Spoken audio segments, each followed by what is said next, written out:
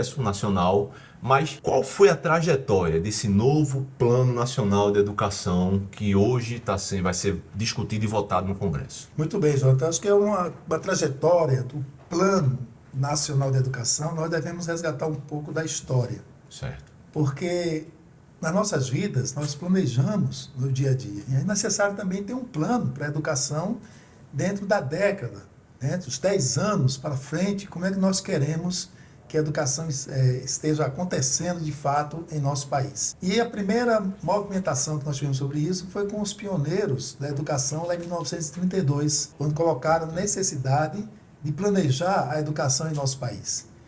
Conseguiram colocar na Constituição Federal de 1934 e não foi para frente, né? 3 anos depois ela foi desmontada. Quando é que nós conseguimos ter um plano aprovado em nosso país? Em 2001, depois de grandes mobilizações das entidades nacionais, e o Sintep teve participação efetiva porque tinha uma diretora, que hoje é senadora, a professora Tereza Leitão, que era diretora da CNTE, antes dela o Horácio Reis também foi presidente da CNTE, então o Sintep sempre contribuiu com essa luta nacional, e as entidades fizeram uma grande mobilização para que tivéssemos um Plano Nacional de Educação, que foi aprovado em 2001.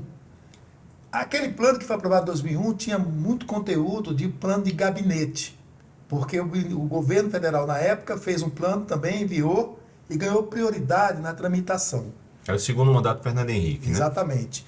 E mesmo assim nós conseguimos, no Congresso, aplicar ou aprovar 7% do produto interno bruto do país, a riqueza produzida pelo país, para aplicar em educação, e que foi vetado pelo presidente. Então você tem que ter um plano para a educação nos próximos 10 anos, mas tem que ter recursos financeiros para implementar esse plano. Então, como o primeiro foi vetado 7%, você não tinha o financiamento, nós ficamos 10 anos, né, até 2011, com um plano que tinha 170 metas, e apenas uma foi aprovada, foi alcançada naquele período.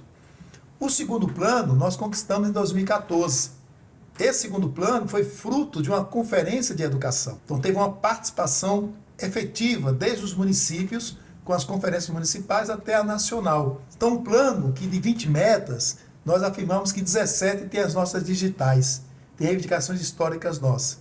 Mas também em 2016... a emenda constitucional 95 atacou o financiamento, porque nesse plano 2014 nós conquistamos os 10% do PIB para investir em educação. Lembrando que 14 ainda era o fim do primeiro governo Dilma, né? Dilma, antes dela se reeleger naquele em 2014. período. Então nós tivemos na história do nosso país 2 planos aprovados, mas não conseguimos ainda mudar a realidade da educação brasileira. Este atual projeto de lei que foi para o Congresso Nacional, sobre o número 14 de 2024, ele tem uma mistura. Por quê? Porque o Ministério da Educação criou um grupo de trabalho para avaliar o atual plano e pensar o futuro, através da dinâmica do processo de problematização. Mas também o governo investiu numa conferência de educação. Então, quando você olha o projeto de lei que foi enviado ao Congresso Nacional, ele tem um misto de um grupo de trabalho criado dentro do Ministério da Educação, sem a participação do Fórum Nacional da Educação,